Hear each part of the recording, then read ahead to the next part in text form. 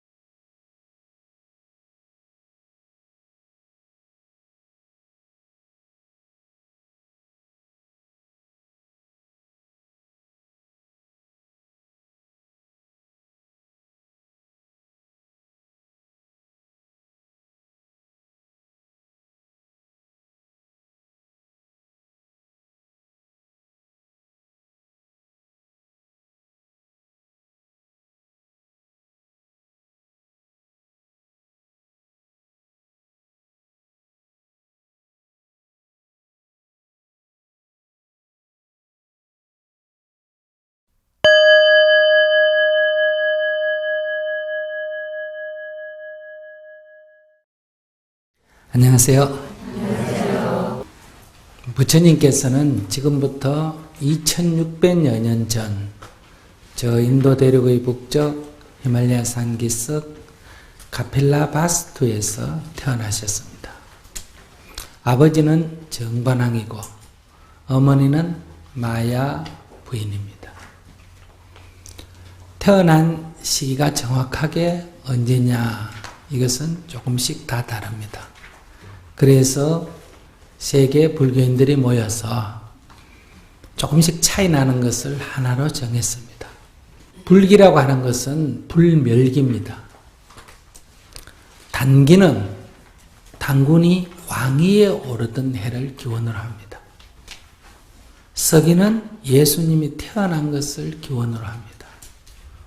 불기는 부처님이 열반에 드신, 즉 부처님이 돌아가시고 원래 몇 년째다 이렇게 계산합니다. 자, 불기가 불멸기라는 거 기억하세요? 아버지 정반왕과 마야 부인은 나이가 들도록 아기가 없어서 아기 낳기를 소원했습니다. 그래서 늘 어머니가 아기를 낳으려고 기도를 했다. 그러다가 어느 날 흰 코끼리가 오른쪽 옆구리로 들어오는 꿈을 꾸고 태기가 있었다. 이렇게 해서 아기를 갖게 됐습니다. 그래서 이제 아기를 낳을 때가 돼서 그 당시 풍속으로는 아기를 낳을 때는 친정에 가서 낳는다 그럽니다. 그래서 카필라성을 떠나서 꼴리성, 꼴리족의 수도인 천비성, 대바다라 그럽니다. 천비성에 가서 아기를 낳기 위해서 가다가 이 카필라성과 이 천비성 중간쯤 지역인 룸빈이라고 부르는 지역을 지나가다가 한 정오 때가 됐다 그럽니다. 그래서 휴식도 할 겸 마침 그 지역에 아쇼카 나무가 꽃을 활짝 피웠기 때문에 꽃 구경도 할 겸 그래서 가마에서 내려서 꽃 구경을 했다. 유의를 했다. 이럽니다. 그 중에 좀 큰 잘생긴 왕자같이 생긴 나무, 아쇼카 나무에 꽃 구경을 하면서 그 나무 가지를 잡고 산기를 느끼고 아기를 낳았다. 그때 아기를 낳을 때 장면, 설화로 된 장면은 이렇습니다. 마야 부인이 오른쪽 손을 들어 나무가지를 잡자 산기를 느꼈고 아기가 오른쪽 옆구리로 나왔다. 그러자 하늘에 범천이 사천원과 여러 신들을 데리고 그물로서 아기를 받았다. 그러자 용왕이 더운 물과 찬물로 아기 몸을 씻겼다. 그러자 아기의 몸이 황금빛으로 빛났다. 아기는 태어나자마자 사방으로 7걸음씩 걸었다. 그 걸음걸이마다 수레바퀴 같은 연꽃이 피어난다. 그러자 오른손을 하늘을 가리키고 왼손을 다른 걸 가리키면서 천상천하 유아독존 삼계계고 아당한지라고 했다. 하늘 위 하늘 아래 나 홀로 가장 높네.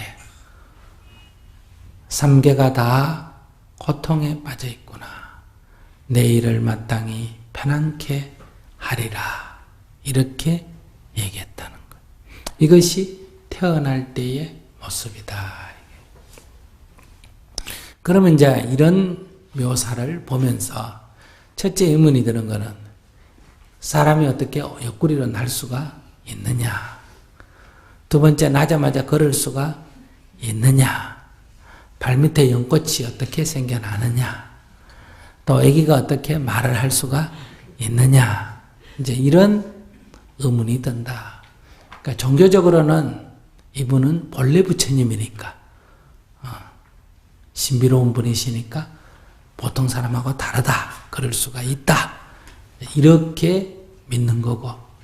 그러나 이제 사회적으로 사회과학적으로 접근해 보면 이 종교적인 언어는 상징성을 갖고 있다.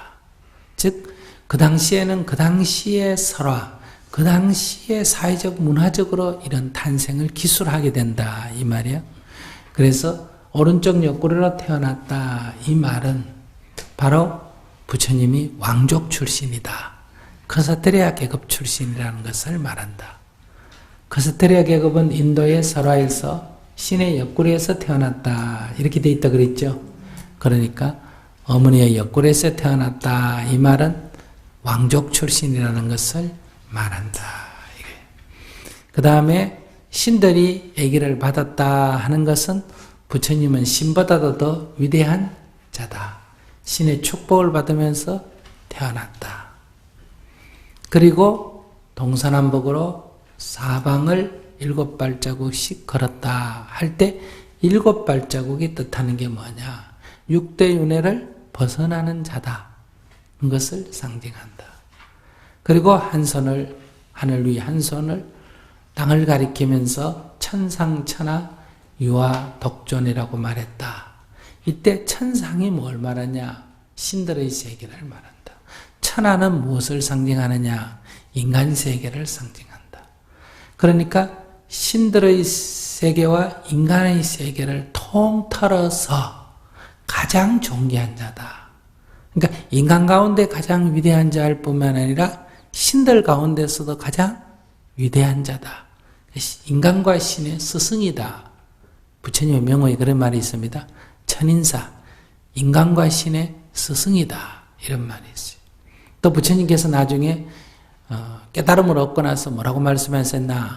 나는 신과 인간의 모든 굴레로부터 벗어났다. 이런 말을 했어요.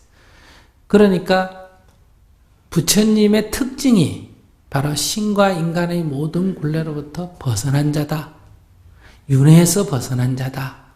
그러니까 이것이 나중에 아기가 태어날 때부터 어때요? 이분은 붓다가 되리라고 예정된 자다. 이렇게 묘사됐다고 보시면 돼요. 그래서 천상은 신들의 세계, 천하는 인간 세계. 그러니까 신들의 세계와 인간의 세계를 통틀어서 가장 존귀한 자다. 이런. 누가 가장 존귀한 자라고? 깨달은 자가. 붓다가 가장 존귀하다. 그러니까 붓다는 신보다도 더 위대한 자다. 이런 얘기. 삼계계고 아당한지라는 것은, 삼계라는 것은 욕계, 색계, 무석계, 이 우주를 말합니다. 이 우주는 인도 전통으로는 욕계, 색계, 무색계 이렇게 나눕니다. 욕계는 욕망에 의해서 움직이는 세계. 그다음 색계는 형상은 있지만은 욕망이 없이 움직이는 세계. 무색계는 형상마저도 없는 순수한 정신 세계. 이 세계는 이렇게 세 개로 나눠진다. 그래서 앞에 말씀드렸죠. 욕계는 뭐가 있다? 지옥, 악의 축생, 수라, 인간, 천상이 있고 천상이 6개가 있다. 욕계 육처이라고 한다. 그 다음에 색계는 전부 천상으로 되어 있는데 18개의 천상으로 되어 있고 무색계는 그 위에 4개의 천상으로 되어 있다. 욕계, 색계, 무색계 이 3계라 그러는데 3계가 다 계고 모두가 다 괴로움에 빠져 있다. 아당한지 내 일을 마땅히 편안케 하리라. 그러니까 3계의 육도에 고통받고 있는 모든 중생을 다 해탈과 열반의 길로 인도할 위대한 스승이다. 구제자다. 이런 얘기. 그러니까 붓다는 자기가 깨달아서 가장 존귀한 자가 되는데 머무르는 게 아니라 모든 중생을 구원하는 위대한 구원자다. 그러니까 이거 붓다의 일생을, 붓다를 보고 그분을 태어날 때 이미 이분은 이럴 것이다 라고 상징되어져 있다. 그러니까 이 두 문장은 바로 붓다를 상징한다. 이래 볼 수 있어요. 그러니까 깨달음을 얻음으로 해서 사람과 신들이 스승이 됐다는 것은 지혜를 말하고 그 다음에 3계에 있는 모든 중생을 고통에서 구제한다는 건 뭐다? 부처님의 자비를 말하는 거다. 이것을 이제 다른 말로 하면 뭐예요? 상구보리하고 하와 중생한다. 이렇게도 말할 수 있겠죠. 그러니까 이렇게 우리가 상징적으로 이해하면 이 문제는 그렇게 의혹이 가는 문제가 아니다 이 말이에요. 그 당시는 요즘 우리하고 다릅니다. 어떤 현상을 신의 작용으로 이해하는 그런 사회다 이 말이에요. 그 인간의 그 인식하는 방식이 말이에요. 그렇기 때문에 이런 위대한 자의 출생을 이렇게 묘사를 했다 하는 거지. 자, 이렇게 태어나셨습니다. 다시 말하면 눈비니에서 태어났다. 태어날 때부터 어디서 태어났어요? 길가에서 태어나셨다.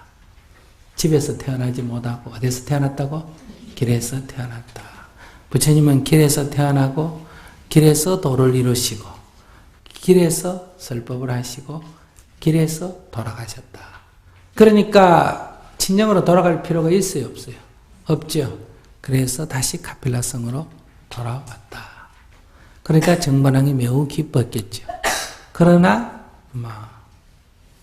호사다마라고 이렇게 늦게 아기를 얻어서 기뻐했지만은 이런 위대한 성인을 낳았기 때문에 그런지 너무 늦게 아기를 낳아서 그런지 마야 부인은 아기를 낳은 지 일주일 만에 돌아가셨다. 이게.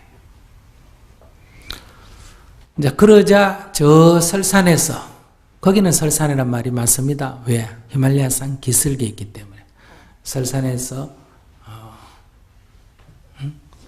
선인을 불러다가 이제 아시타 선이라고 불리는 선인을 불러다가 이제 애기의 관상을 받습니다. 그 당시 아마 푼속이 애기가 태어나면 이제 관상제의가 와서 이제 관상을 보나 봐요. 관상을 보더니 울었다. 두 눈에 눈물을 흘렸다. 그래서 무슨 불길한 징조인가 해서 물었더니 그게 아니고 이 아이는 출가하면 부처가 될 것이고 세속에 있으면 전륜성왕이 될 것이다.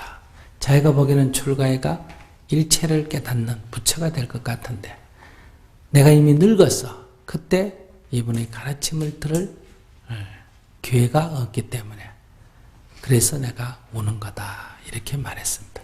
그리고 자신의 시자, 자신을 시봉하는 사람에게 이 세상에 부처가 출현했다고 하면 너는 가서 꼭 그분의 제자가 되라. 이렇게 말했다고 합니다.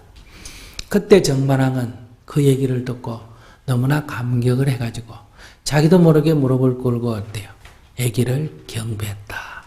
이 아버지가 아들에게 자기도 모르게 3번 절을 했습니다.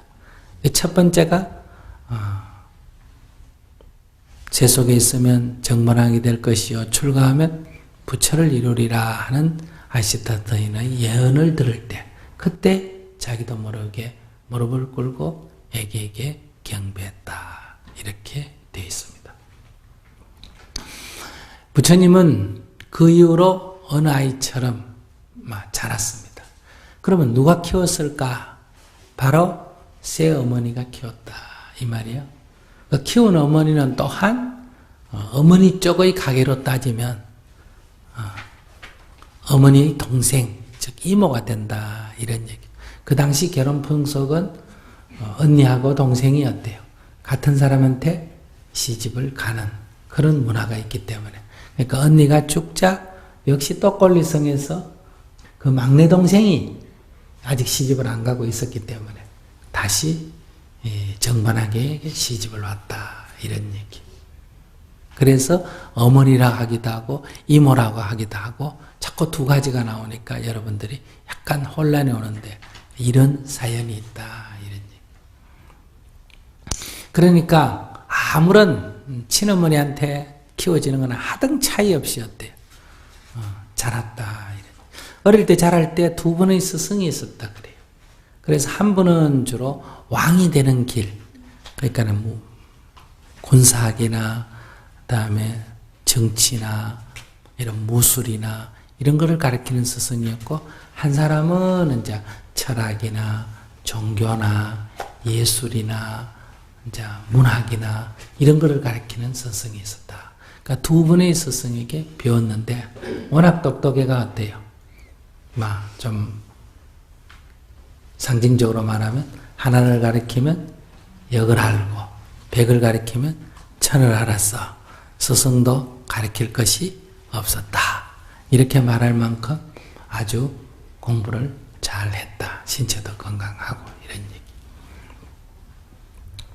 이렇게 이제 자랐는데 인도인은 인생을 네 가지로 나눕니다. 인생의 시기가 네 가지 시기가 있다. 그러니까 첫 번째가 뭐다? 배우는 시기. 두 번째가 가업을 계승하는 시기. 세 번째는 가업을 유지하는 시기. 네 번째는 완전히 가업을 아들한테 물려주고 어때요? 집을 떠나는 시기. 대각 한 15년을 기준으로 한다면 15살까지는 뭐 한다? 그냥 배우는 시기, 학생이다. 15살부터 30살까지는 아버지가 주인이고 자기는 뭐다? 그 아래에서 가업을 따라 배우는 시기, 이어가는 시기. 그 다음에 30살부터 45살까지는 자기가 주인이 되고 가업에 책임을 지고 아들을 어때요? 또 따라 배우겠죠. 그런 시기. 그 다음에 45살이 넘으면 집을 떠나서 뭐다? 아들한테 가업을 완전히 물려주고 집을 떠나서 유행하는 시기. 이렇게 나눈다. 다시 말하면 정년퇴직을 한다. 이런 얘기. 근데 이제 그 계급에 따라 틀려요. 가업을 이제 계승하는 시기가 15살일 경우도 있고 12살인 경우도 있고. 근데 부처님은 보면 12살이라는 기록이 많습니다. 이 카사테리아 계급은 12살 때면 이미 벌써 아버지를 따라서 배우기 시작하는 것 같아요. 그러니까 12살 되니까 그때 이제 아버지를 따라서 처음으로 농경제에 참여를 했다. 봄에 춘제가 열리는데 그때 밭을 갈고 씨를 뿌리는 그런 이제 농사가 처음 시작되는 그런데 참여를 했는데 이제 정반항은 가운데 금으로 만든 쟁기를 이제 쥐고 옆에 신하들은 어때요? 은으로 만든 쟁기를 쥐고 그 다음에 일반 백성들은 이제 어때요?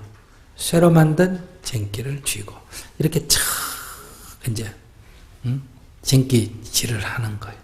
그러면서 정반항은 내가 얼마나 참 위대하냐 자랑스러우냐 이걸 이제 자식한테 보여주고 싶어 했던 거예요. 근데 돌아보니까 아기가 없어요.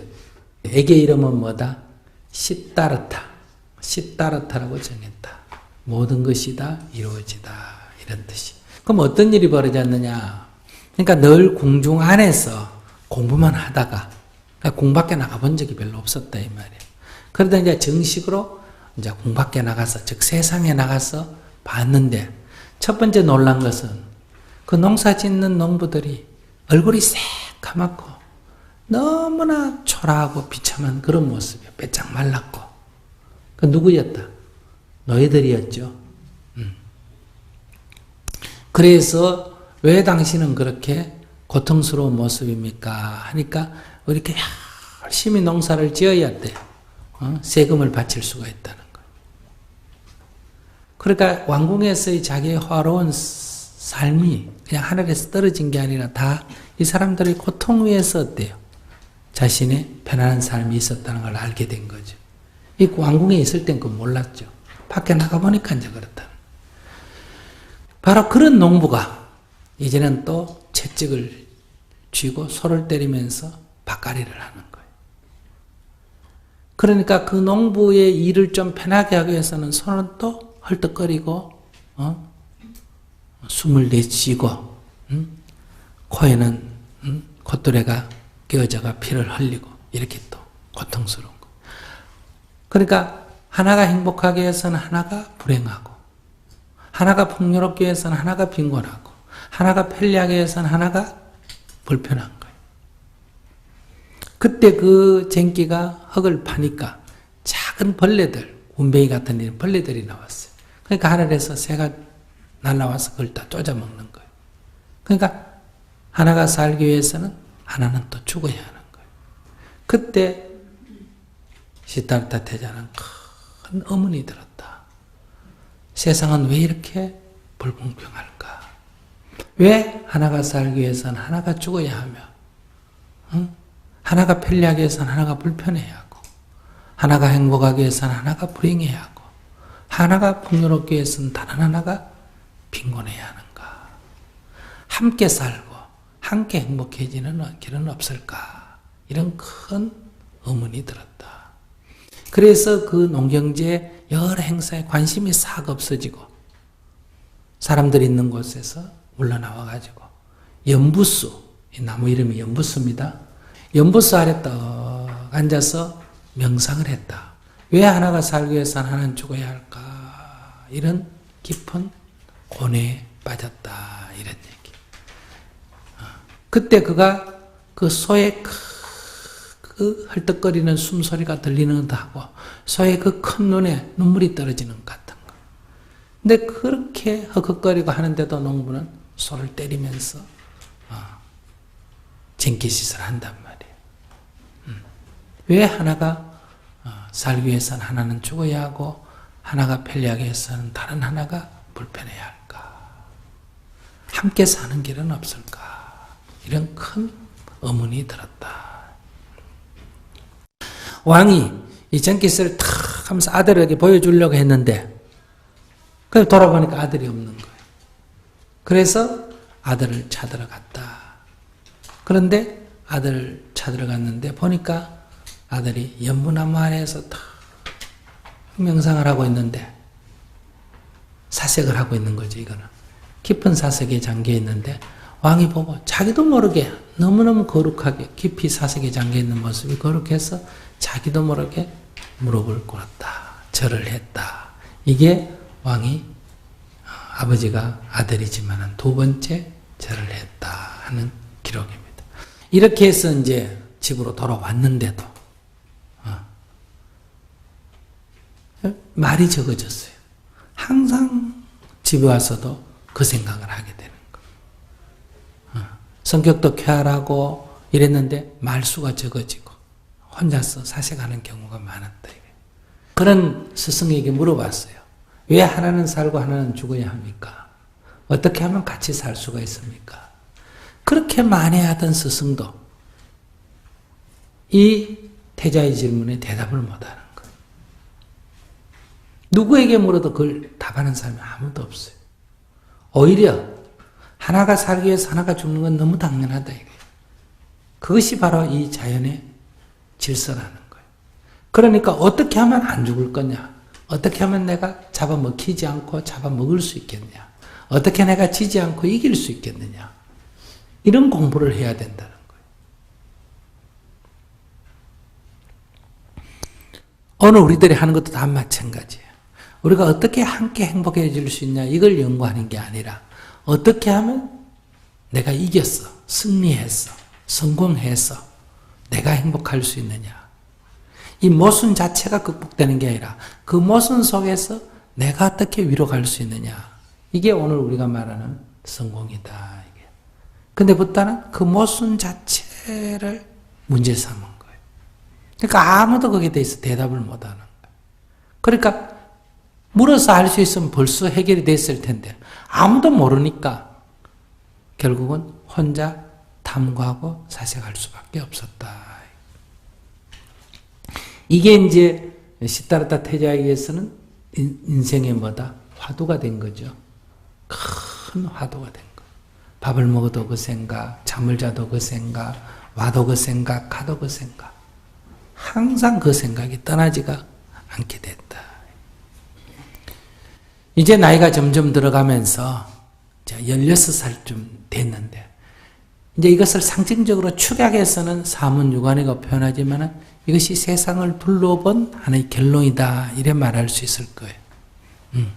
하루는 마차를 타고 동쪽문으로 나갔다. 근데 동쪽문으로 나가서 늙은이를 봤다. 그 늙은이의 그 비참한 모습을 봤다. 이거예요. 그래서 그는 너무 가슴이 아팠다. 이거예요. 그래서 나도 저렇게 늙는가 하고 물었더니 그렇다. 누구나 다 태어나면 늙을 수밖에 없다는 거예요. 나도 저렇게 된다고 생각하니까 어때요? 이 모든 즐거움이 없어져 버렸어요. 왜 사람은 저렇게 비참하게 늙어야 하는가? 나도 결국은 저렇게 될 수밖에 없는가? 그래서 그는 돌아왔다. 그가 또 남쪽 문으로 한번 나갔더니 이번에는 아주 심한 병에 걸려서 길거리에서 쓰러져 있는 병자를 봤다. 그것이 무엇인가? 저건 병자입니다. 막 헐떡거리고 신음소리를 내고 있단 말이에요. 사람은 다 병드는가? 그렇다. 나도 그런가? 그렇다. 그래서 그는 또 즐거움이 없어져 버렸어. 그리고 이번에는 서쪽문으로 나갔습니다. 이번에는 죽어서 버려진 시체를 봤다. 막 썩어가고 냄새 풍기고 그렇다. 저건 무엇인가? 저것은 죽은 시체입니다. 사람은 누구나 다 죽게 된다. 나도 죽게 되는가? 그렇다. 그래서 그는 또 즐거움 없어지고 또 들어왔다. 결국은 사람은 늙고 병들어 죽을 수밖에 없구나. 그럼 어떻게 하면 늙고 병들고 죽지 않는 이 고통이 없는 길이 있을까? 이렇게 그는 또 탐구했다. 이제 이 경전의 내용들은 이렇게 어느 날 하루 일어난, 안 그러면 하루에 한꺼번에 일어난 것처럼 기록이 되지만은 우리가 살펴보면 이것은 태자가 세상에 견학을 하기 시작하면서 세상을 둘러봤을 때 세상 사람들이 겪는 고통을 이렇게 상징적으로 표현했다고 봐야 된다. 그러면 여기서 늙은이란 어떤 늙은이냐? 궁 안에서는 늙은이가 없을까 있을까? 있겠지. 근데 왜 궁 밖에 나가서 늙은이가 문제가 될까? 이게 바로 인구의 다수 90% 이상인 노예들에 대한 얘기예요. 노예는 젊으면 부려먹죠, 그죠? 근데 노예가 늙어가지고 거동이 불편할 정도로 늙으면 밥만 축 내지 아무런 이익이 없잖아. 그럴 땐 당시에 노예를 어떻게 합니까? 끝까지 보살핍니까? 버립니까? 버려요. 늙어서 노동에 쓸모가 없으면 버려버린단 말이에요. 그러니까 늙어서 버려진 그 비참한 노인을 본 거란 말이에요. 또 노예가 병이 들어가지고 치료할 수 없을 만큼 중병이 되면 그래도 돈 들여 치료를 해요. 버려버려요. 버려버렸다. 그러니까 병 들었는데 치료받지 못하고 보호받지 못하고 버려진 환자를 봤다. 또 늙어서 죽으면 궁중 안에는 죽는 사람이 있을까 없을까? 있겠지. 그러나 그것은 다 장례를 치른단 말이에요. 그런데 이 노예는 죽어서 장례를 치르지 않고 그냥 버려진단 말이에요. 시신마저도 그냥 버려진단 말이에요. 그러니까 시신이 버려져 있는 그 죽음을 봤다는 거예요. 이것은 한마디로 말하면 당시에 노예들의 비참한 생활을 말하는 거다. 그러니까 세상 사람들이 고통 속에 살고 있구나. 대부분 다 지배자들은 자신이 아니만 생각하지 그 아래에서 고통받고 있는 사람들에 대한 생각은 없다 이 말이에요. 그럴 때 결국은 그걸 보고도 우리의 길은 두 가지다.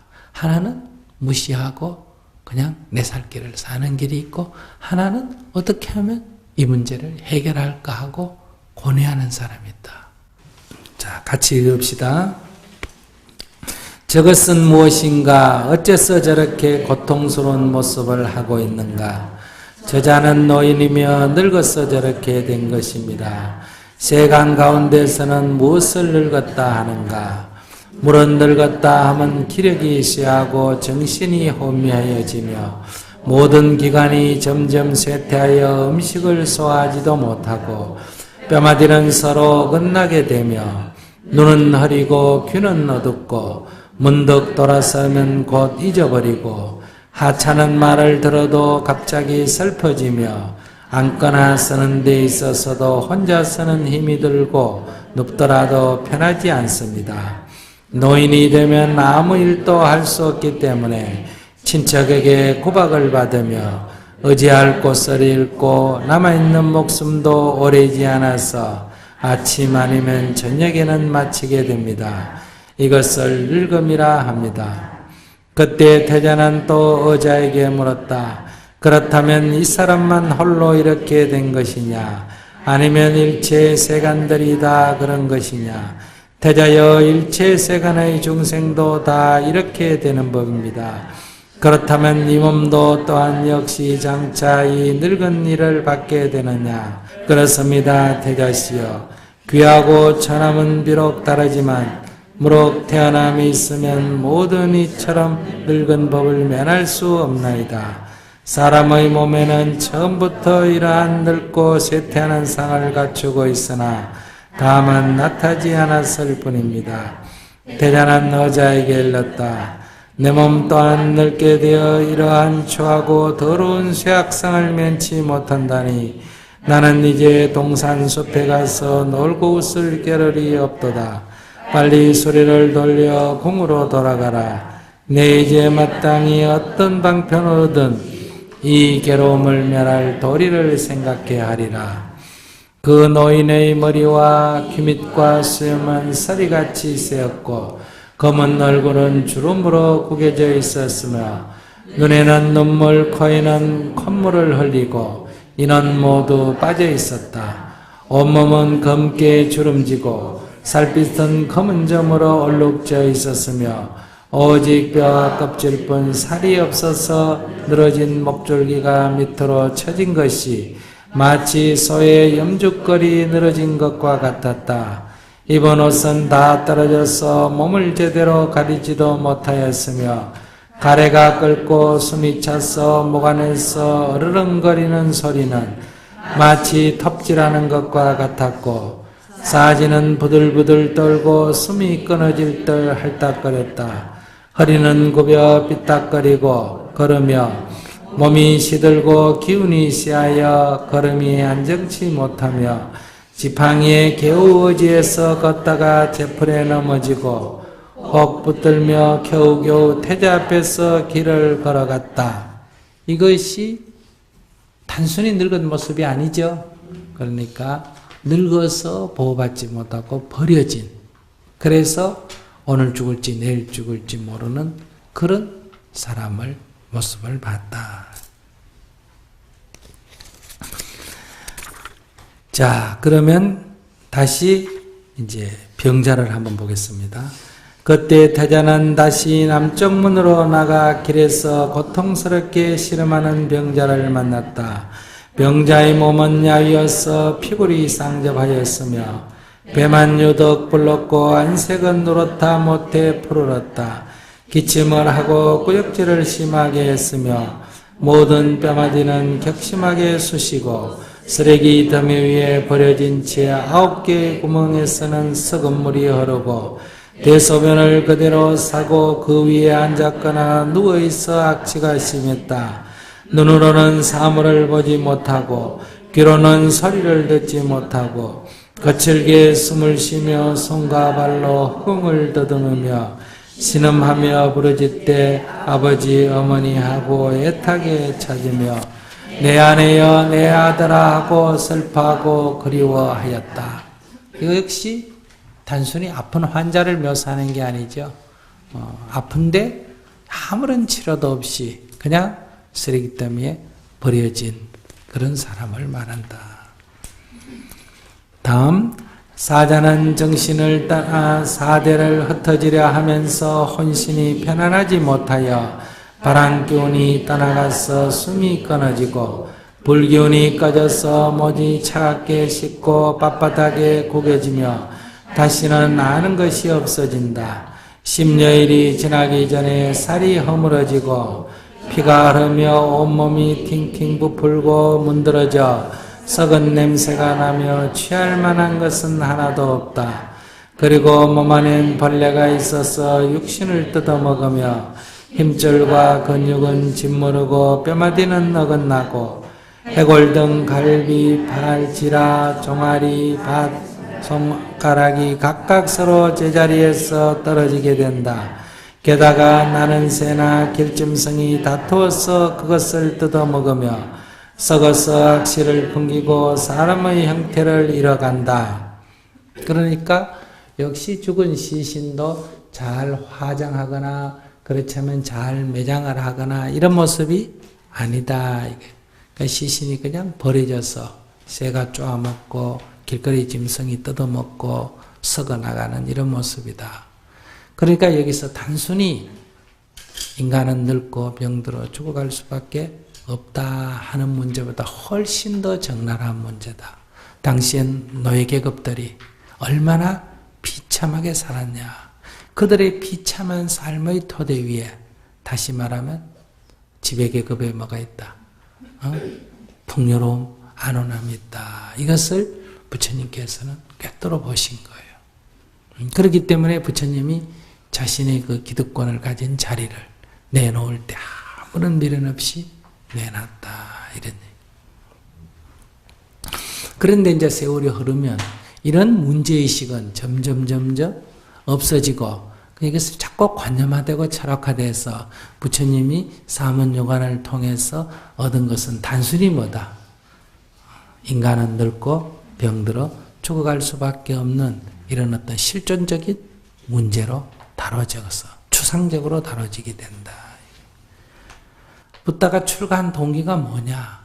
붓다가 출가하고 또 성도한 이후에 왜 이 수많은 고통받는 민중들을 구제했느냐 하는 것은 그가 젊은 시절에 이런 문제에 대해서 뼛속 깊이 문제의식을 가졌기 때문이다. 그래서 붓다가 깨달은 이후에 한 그의 부처로서의 그 자비심을 가진 행동들은 부처 되기 이전에 그가 젊은 시절에 문제를 가졌던 많은 문제의식을 우리가 깊이 이해해야 붓다의 그러한 위대한 인격을 우리가 제대로 이해할 수가 있다. 이런 얘기. 이렇게 이게 삶의 현실이에요. 삶이 이렇게 고통스러웠다. 이런 얘기예요.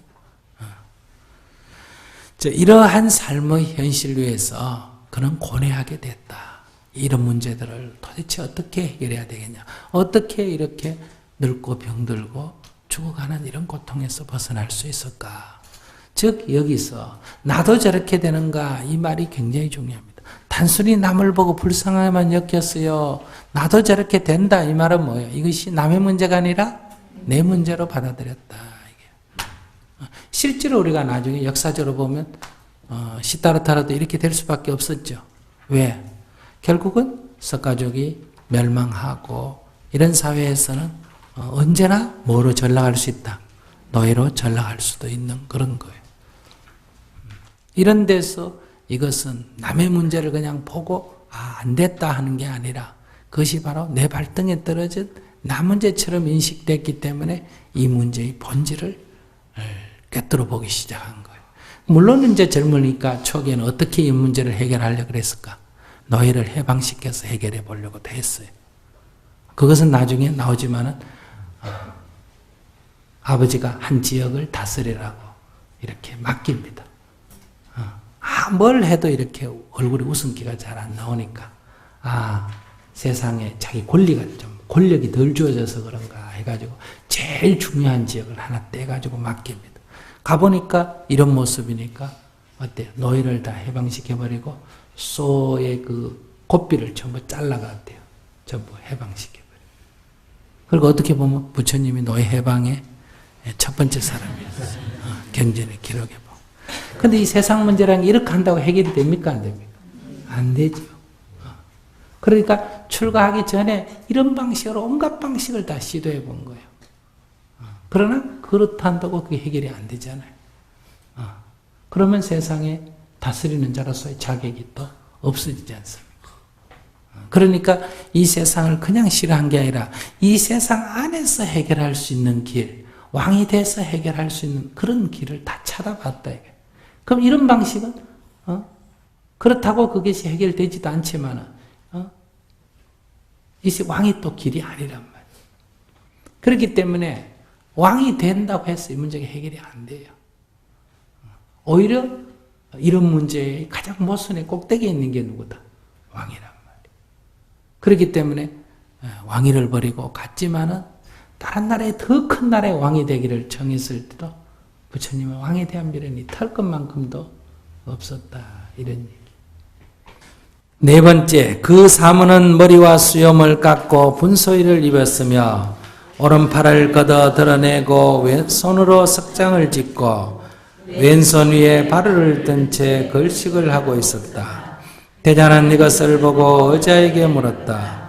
어자여, 저 사람은 내 앞에 있으면서도 위가 당당하고 걸음걸이가 정숙하며 눈은 맑고 안정되어 있고 눈길은 한길 앞만을 보되 좌우로 헛보지 않으며 마음을 흐트러지지 않고 걸어가는 모습이 예사롭지 않구나. 또 머리와 수염을 깎았고 옷빛이 온통 붉은 나무빛으로 물들어 있으며 걸식하는 그릇이 보랏빛으로 마치 흑연과 같구나. 저 사람은 어떤 사람이냐? 그때 작병천자는 신통력으로서 그 어자로 하여금 태자에게 말하게 하였다. 태자여, 저 사람은 사물이라 하며 출가한 사람입니다. 태자는 또 어자에게 물었다. 출가 사문이란 어떤 행을 하는 사람이냐? 출가 사문이란 세상의 악한 법을 떠나서 선한 법을 행하고 욕망으로부터 모든 근과 자신의 집착을 잘 조복하며 모든 두려움을 없앴으며 일체 모든 중생들에게 평등행과 보시행을 수행하는 사람입니다. 일체 모든 중생들에게 큰 자비를 내어 모든 중생들을 공포로부터 구제하며 모든 중생들을 살해하지 않으며 모든 중생들을 잘 보호하고자 생각하는 사람이기에 이러한 사람을 출가사문이라 하나이다. 대단한 이 말을 듣고 나자 마음이 뛰놀듯 기뻐하며 즉시 수레에서 내려 사문에게 다가가 물었다. 어제니여, 그대는 무엇 때문에 출가사문이 되었습니까? 내가 일체 세간의 모든 일을 보매 모든 것이 다 고통입니다. 이렇게 세상을 관하고 나서 일체 세속의 모든 영화와 안락에 집착하지 아니하고 권속도를 떠나 영원한 안락을 구하고 어떤 방편을 행하여 모든 고통받는 생명을 살릴 것인가 하는 길을 구하고자 출가하여 사문이 되었습니다. 그러므로 이 일의 족함을 알고 언제나 맑은 행을 닦고 굳건하게 계율을 지켜서 번뇌를 등지고 감관과 의식을 조복받아 망연된 생각을 내지 않고 진실한 행을 법다히 수행하여 일체의 모든 생명을 고통에서 구하고자 합니다. 태자여, 이런 까닭에 나는 출가 사문이 되었습니다. 태자는 이를 듣고서 찬탄하였다. 거룩하십니다, 사문이시여. 그 흐린 세상을 잘 조복하였고 바른 길을 구하셨습니다. 이야말로 참된 길이며 그대야말로 참된 선한 것입니다. 그때 태자는 사문의 법을 공경하는 까닭에 출가 사문의 앞에 다가가서 머리와 얼굴을 정례하고 그의 주위를 오른쪽에서 3번 도는 예를 한 후 궁중으로 돌아왔다. 이런 걸 보면 시다르타 태자가 어떤 문제의식을 갖고 있었나 하는 것을 우리가 알 수 있다. 우리가 부처님의 일생을 공부하고 부처님의 이런 어린 시절의 기록들을 보면 부처님이 한 인간으로서 또 한 젊은이로서 얼마나 예민하게 이 사람들의 아픔을 같이 아파하며 문제의식을 느꼈느냐 이런 걸 알 수 있는데 그냥 부처님을 신처럼 생각하다 보면 이런 요소는 아무것도 우리가 아는 바가 없다 이런 얘기. 그렇기 때문에 붓다가 깨달음을 얻고 난 뒤에 사람들에게 설법을 하거나 어떤 문제를 제기할 때 이런 경험들이 전부 작용을 하게 된다 이게요. 그래서 나중에 브라세나지 왕이 어떻게 하면 제가 훌륭한 왕이 됩니까? 이렇게 물었다. 아무 경험도 없으면 이래 물으면 뭐라 그래요? 군대 수가 많아야 되고 마차 수가 많아야 되고 영토가 넓어야 되고 이렇게 말하기가 쉽죠. 그런데 부처님께서는 백성을 위아들처럼 사랑하십시오. 가난한 이를 돕고 병든 이를 보호하고 외로운 이를 보살피십시오. 이런 식으로 얘기하고 있다. 그 당시에 왕은 백성을 그냥 하나의 물건처럼 쥐고 살리고를 마음대로 하는 그런 시대인데 왕에게 백성 사랑하기를 외아들같이 사랑하라. 백성들이 행복하게 살 수 있는 삶의 토대를 마련하십시오. 이렇게 권고한다 이거예요. 요즘 시대에도 우리가 청와대에 가가지고 이런 말 하기가 쉽지가 않다 이 말이에요. 다 가서 뭐 얻을 생각을 하잖아, 그죠? 뭐 좀 도와주십시오. 뭐 좀 도와주십시오. 이렇게 말하기가 쉽다 이 말이에요. 그러니까 이런 경험이 있었기 때문에 그분은 그래서 세간해라고 하는 거예요. 부처님은 이 세간의 모든 일을 다 아시는 분이다. 깨닫기 때문에 다 안다가 아니라 이런 아주 경험들을 갖고 계셨다. 거기다가 일체 지혜까지 열리니까 더 말할 것도 없겠죠. 어쨌든 이것을 사문유관이라 그럽니다. 이것은 상징화되어 있는 거예요. 그러니까 부처님께서 이제 성년이 돼서 세상을 쭉 둘러보면서 이 인간 세상에 사람이 사는 사회의 모순을 보신 거예요. 사치한 것도 보고 비참한 것도 보고 높은 것도 보고 낮은 것도 보고 행복도 보고 불행도 보고 그것이 뒤바뀌는 것도 보고 이런 것들을 쭉 관찰하면서 이 세상은 참으로 집착할 바가 못되구나 이런 것을 깊이 느끼셨어요. 이것을 이제 사문 뭐라고? 유관. 내문으로 나가서 세상의 진실을 보셨다. 동쪽 문으로 나가서는 뭘 보고? 늙은이를 보고, 남쪽 문으로 나가서는 병든 이를 보고, 서쪽 문으로 나가서는 죽은 이를 보고, 북쪽 문으로 나가서는 수행자를 봤다. 그래서 부처님은 그 수행자를 만나게 되면서 이 문제를 해결할 수 있는 길은 저 수행자가 가는 길을 따라가면 어쩌면 해결이 될 수 있겠다. 이런 희망을 갖게 된 거예요. 방황하다가 희망을 갖게 됐다. 그래서 출가하려고 결심을 하게 된 거다. 출가하려고 결심을 했지만은 자, 이때 아버지가 이해할까 못할까? 어머니가 이해할까? 못하겠죠. 그러니까 부모의 만류에 이제 장벽에 부딪히게 된 거예요.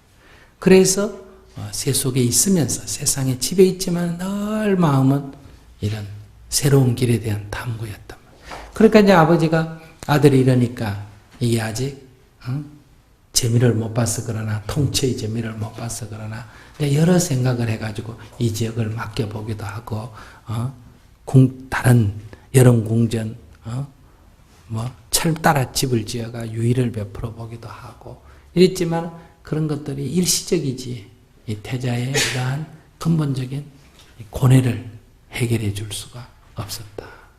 그래서 이제 마지막 카드를 꺼낸 게 뭔가? 결혼을 시키는 거예요. 그래서 야사다라 공주와 결혼을 시켰다. 19살에 결혼을 한 거예요. 그러니까 출가를 하려고 하는 사람을 잡아가 결혼을 시킨 거예요. 이렇게 결혼 생활을 하는 속에서도 결혼 생활에 집중 못하고 늘 이런 진리를 탐구를 했다. 그래서 그는 29살이 되더니 아들이 태어나자 이제 집을 떠날 것을 결심했다. 즉, 이 세상의 길, 이 쾌락을 추구하는 이 세상의 길로는 이건 답이 나올 수가 없어요.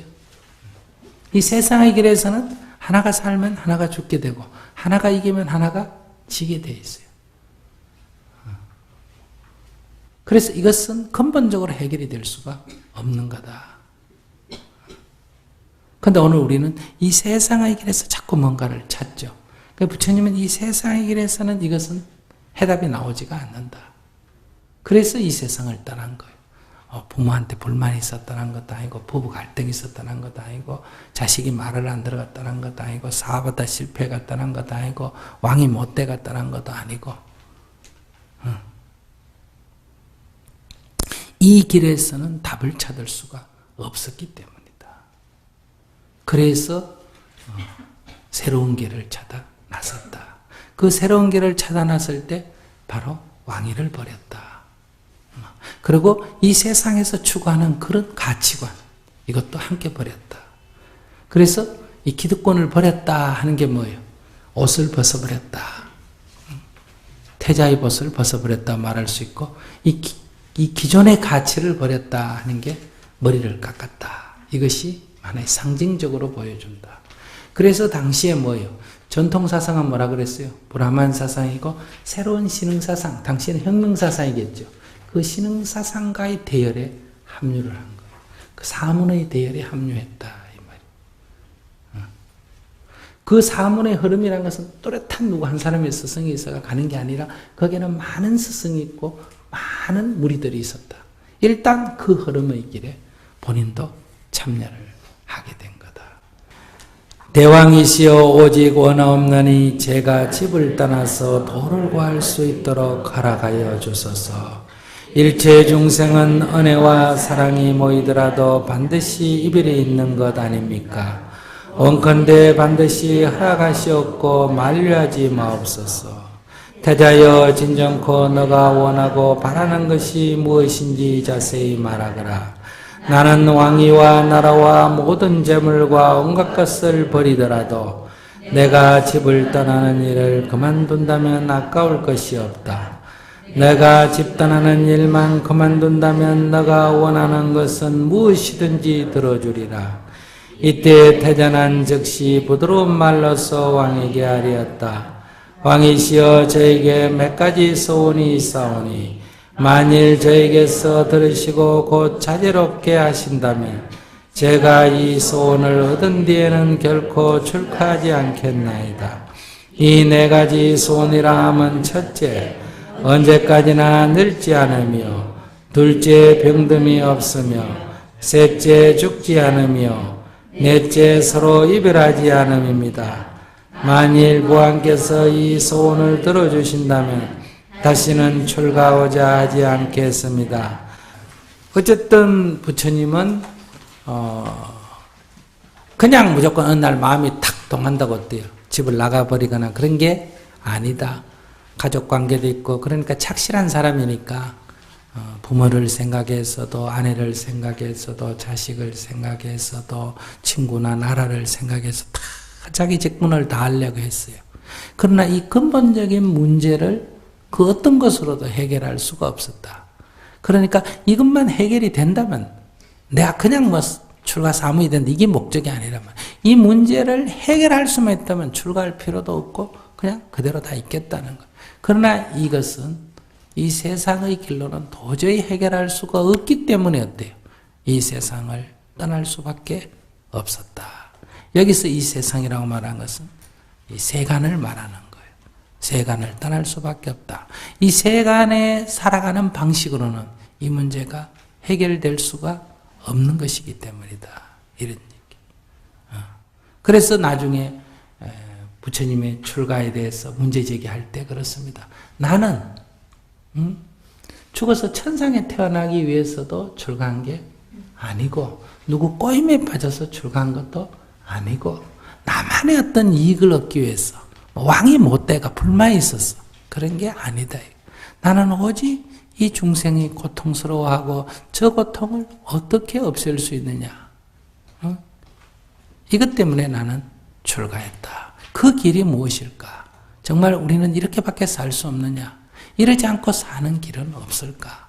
그 길을 찾아 출가했다.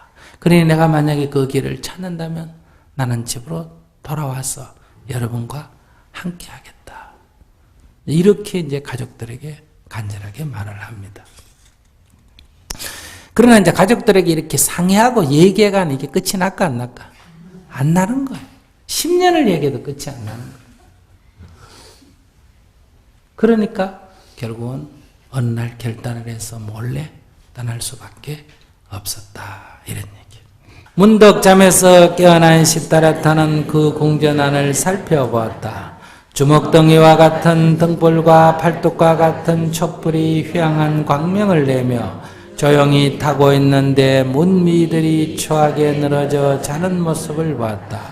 어떤 미인은 용모가 단정하고 평소 행동의 부끄러움을 잘 알고 모두 내절이 단정하였으나 이제 깊은 잠으로 인하여 의상을 버리고 팔과 다리며 몸의 은밀한 곳을 드러낸 채 눈을 부릅뜨고 자는 것이 마치 죽은 시체와 다름없이 산 사람이라는 생각도 못하게끔 되었으며 혹 어떤 미인은 코를 골고 이빨을 갈며 침을 흘리고 얼굴이 창백하며 매우 추하게 자며 또 어떤 미인은 대소변의 부정한 것을 흘리면서 얼굴을 땅에 대고 엎드려 자는 것이 마치 무덤 사이의 시체와 같았다.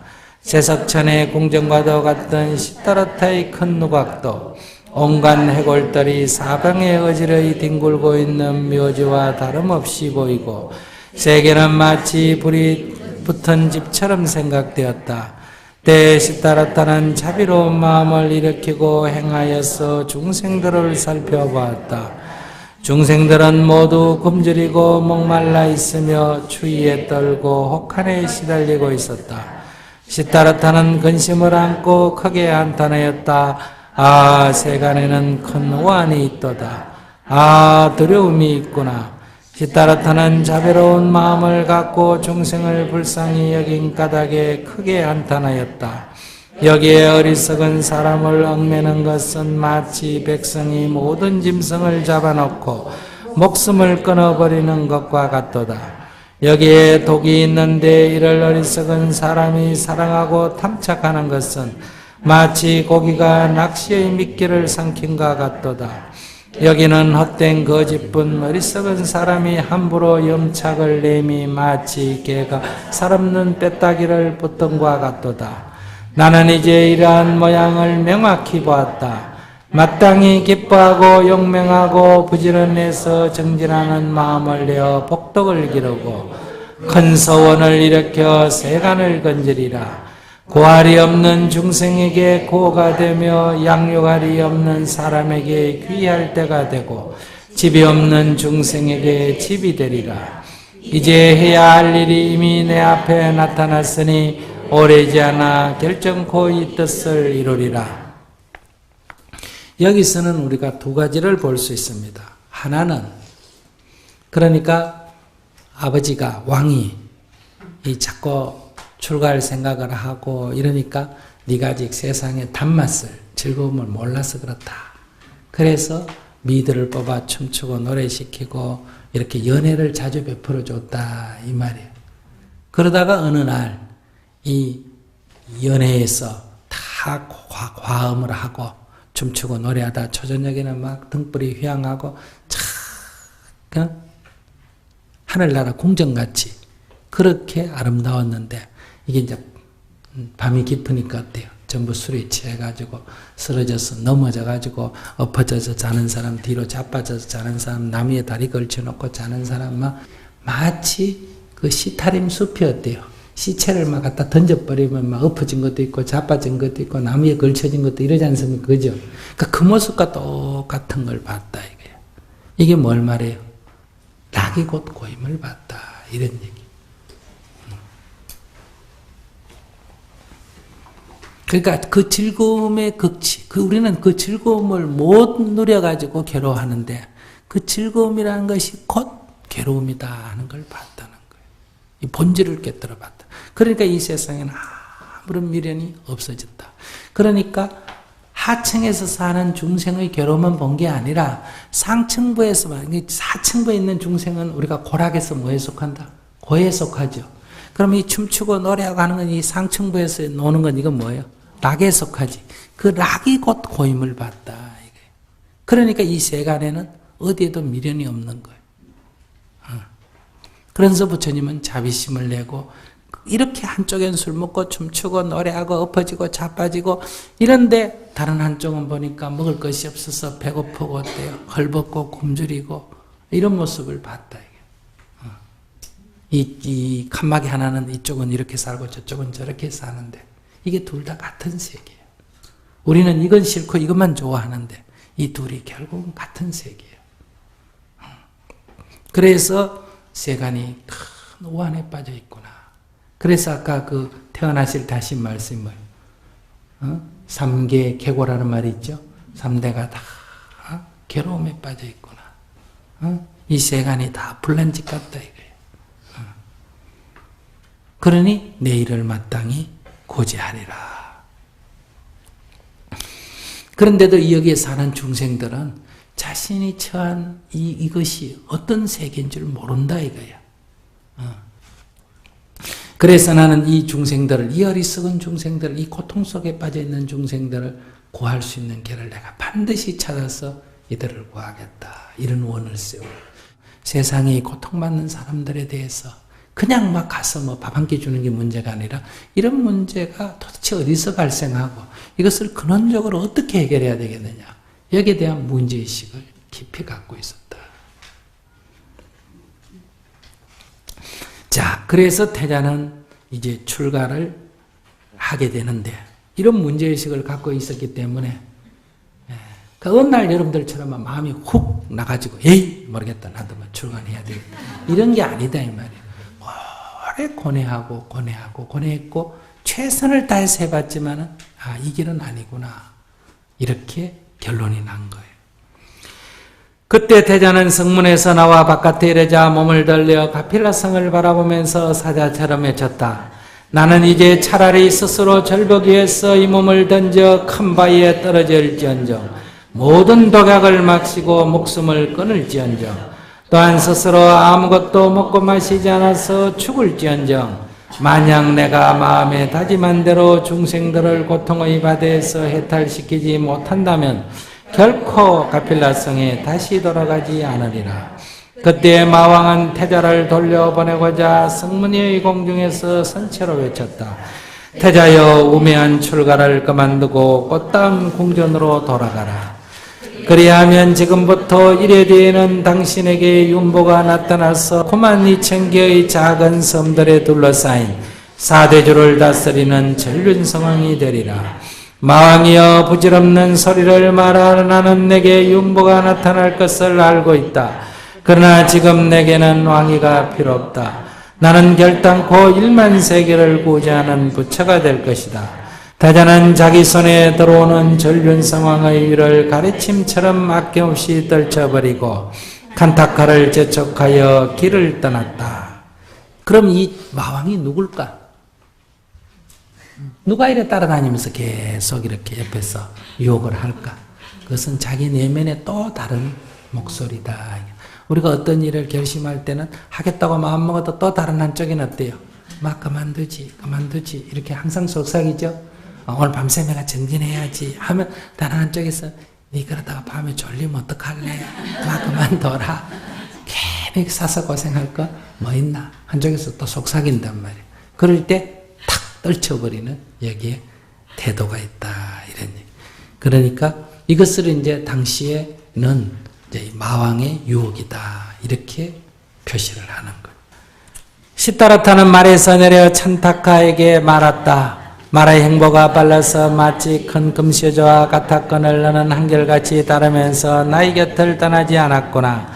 나는 이제 원하는 수행처에 이르렀으니 너는 이제 곧 칸타카와 함께 궁으로 돌아가거라. 그때 찬타카는 이 말을 듣자 슬피 울고 눈물을 흘리면서 말하였다. 태자께서는 지금까지 궁중에 계실 때는 항상 침상과 이부자리가 포근하고 부드럽지 않는 것이 없었거늘 어찌 하루아침에 간시덤불과 돌부스러기며 진흙을 깔고 나무 아래에 그 철을 삼겠습니까? 또 이곳이야말로 여러 험난함이 많고 호랑이와 이리 등의 사나운 짐승과 독통절이 길에 함부로 돌아다니거늘 제가 어찌 태자를 버리고 혼자 궁중으로 돌아가겠습니까? 찬닥하여 진실로 너희 말과 같되 만일 내가 궁중에서 머문다면 이런 가시덤불의 환난은 면할 수 있겠으나 늙고 병들어 비참하게 죽어가는 고통의 침범만은 결코 면할 수 없으리라. 과거의 부처님들께서도 무상정등 정각을 이루기 위해서는 세속의 화량과 안락을 버리셨나니 나도 이제 모든 부처님의 법을 의지하리라. 그때 찬닥하는 온몸이 불타는 듯 괴로워하며 얼굴 가득히 눈물을 흘리며 합장하고 태자를 향하여 말하였다.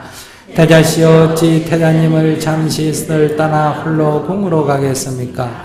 그럴 수 없습니다. 그때 태자는 찬닥하가 이렇게 근심하고 슬퍼하고 고뇌하는 말을 듣고 또 찬닥하에게 일렀다. 찬닥하여 너는 이제 마땅히 이별하는 괴로움을 버리고 근심과 걱정을 하지 마라. 왜냐하면 일체 중생에게는 태어남도 있고 늙음도 있고 모두 이별함이 있느니라. 찬닥하는 또 말하였다. 설령 궁중으로 돌아가더라도 왕은 반드시 저를 책망하실 터인데 어떻게 태자를 버리고 혼자 돌아가서 무슨 말로서 대왕에게 대답을 올리려 하겠나이까. 그때 시타라타는 머리의 천광과 상패에서 마니보배를 풀어서 찬닥하게 해주면서 말하였다. 찬닥하여 내 이제 이 마니보배를 주노니 너는 부왕 앞에 가서 이것을 바치고 나의 말을 이렇게 하려라. 부왕이시여 제가 이제 출가한 것은 어떤 사람의 속임을 받았거나 노여움과 원한으로 인한 것도 아니며 또한 재물과 권력과 복록이 적어 이를 구하고자 한도 아니며 천상에 나기 위하여 부왕의 설날을 떠나는 것도 아니옵니다. 저는 세속적인 욕망이 없으며 오직 일체 중생들이 어둡고 미혹하여 삿된 길에서 헤매이며 괴로워하는 것을 보고 광명이 되어 고통을 구제하고자 하며 세간을 이익해 하는 법을 찾고자 출가하였습니다. 이렇게 즐겨 출가함을 하시고 부디 근심을 거두소서. 그러므로 저는 반드시 무상정등정각을 정득하여 곧 집으로 돌아가 부왕을 배우겠습니다. 라고 전하라. 또한 안팎의 모든 권석들이 나에게 언어와 애정이 있을 터니 너희 뜻으로서 잘 이해시켜라. 이렇게 출가한 입장이 여기 아주 분명하게 나와 있다 이런 얘기예요. 칸탁하는 태자가 탔던 태자의 말 이름입니다. 그 다음에 찬닥하는 태자의 시종 이름이에요. 그 시종이 얘기하는 게 얼마나 적나라합니까? 지금까지 이렇게 편안하게 살으셨는데 어떻게 숲속에서 살 수 있겠느냐. 또 그러고 자기 걱정도 하죠. 옛날에 시종이라는 거는 무조건 주인 옆에 붙어 있어야 돼, 안 붙어 있어야 돼. 죽어도 같이 죽어야 돼. 그런데 버리고 주인을 버리고 왔다 그러면 왕으로부터 처벌을 받겠어 안 받겠어? 받겠죠. 그러니까 그런 얘기도 나오잖아요. 궁으로 돌아가면 나는 반드시 처벌을 받게 된다. 그러니까 걱정하지 마라. 내가 이 머리에 뜬 이런 증거물을 줘서 왕에게 바치면서 얘기해서 너희 잘못이 아니다. 이것은 나의 뜻이다. 이것을 전해라. 이래요. 근데 이 말이 결국은 돌아오다가 동문 밖에서 죽어버렸어요. 그러니까 주인을 잃고 돌아온 말이 죽었다. 그래서 그 말이 죽은 자리에 탑을 세웠어. 지금도 그 탑터가 있다. 그러면서 이제 돌려보내고 자기 혼자서 이제 왼쪽 손으로 머리를 잡고 오른쪽에 칼을 뺐었대요. 이렇게 잘라버립니다. 그러면 머리가 이렇게 묶여서 뒤로 늘어뜨려져 있는데 이렇게 해서 잘라버리니까 여기 머리 묶은 자리가 있고 위에 잘리겠죠. 그죠? 그럼 머리가 어떻게 돼요? 약간 이렇게 올라오겠죠. 그 초기 불상은 다 그렇게 돼 있습니다. 그게 나중에 꼬불꼬불 하다 보니 어떻게 돼버려요? 저렇게 된 거예요. 이 불상만 보고는 사람이 도를 통하면 머리가 위로 튀어올라온다. 이렇게 말하잖아. 그죠? 그런 이제 이런 걸 알려면 캘커타 박물관이나 이런 박물관에 가서 보면 초기 불상의 모습이 어떠냐. 이렇게 면도날 거 빡빡 민 모습이 아닙니다. 아시겠어요? 머리를 잘랐다. 머리를 자른다는 것은 장식하지 않는다. 이런 뜻이. 그렇게 해서 이제 또 그냥 머리를 자르고 보니까 이제 숲속에 왔다. 머리도 잘랐겠다. 그런데 자기 옷을 보니까 어때요? 옷은 아직 태자의 옷, 화려한 옷을 입고 있단 말이에요. 그래서 이제 사냥꾼에게 얘기가 옷을 바꿔 입었어요. 그래서 이 가시 비단으로 된 좋은 옷을 사냥꾼에게 주고 사냥꾼의 느독이 옷을 이제 입고 그래서 이제 마음으로서 출가했을 뿐만 아니라 겉으로도 이제 출가자의 모습이 됐다. 그래서 숲속에서 딱 명상을 하니까 이게 정말 10년이나 원하던 일 아닙니까? 그죠? 기분이 좋았겠어? 안 좋았겠어? 좋았어요. 남이야 뭐라 그러든 본인은 좋았대 말이에요. 근데 하루가 지나고 이틀이 지나고 사흘이 지나고 금방 깨달아질 것 같았는데 안 되는 거예요. 오히려 이제 배도 고프고 춥고 독충도 물고 짐승 소리도 들리고 그런 이제 후회가 될까 안 될까? 조금씩 이제 후회가 되는 생각들. 그래서 이제 나가가지고 밥을 얻어 먹으려는데 이제 턱 다니면서 이제 걸식을 했단 말이에요. 걸식을 떡 해가지고 와서 먹으려고 보니까 이제같이 좋은 음식만 먹다가 그 세간 사람들이 먹는 어떻게 보면 지저분한 그 음식도 그것도 먹다가 버린 거 그거 주스가 떡 와서 보니까 목구멍에 넣으니까 막 꾸역질이 나고 막 토할 것 같다. 그럴 때 태자는 자기를 다시 봤다. 내가 지난 10년 동안에 이 출가 사문이 되는 게 꿈에도 소원이었단 말이야. 그렇게 너가 간절히 바라놓고 너가 지금 하는 짓이 이게 뭐냐. 이렇게 자기를 깊이 책망하면서 다시 자리에서 일어나서 정진을 시작했는데 아무래도 혼자 갖고는 안 되겠구나. 그래서 스승을 찾아 나섰습니다. 자, 여기까지 하겠습니다. 잠시 명상하겠습니다.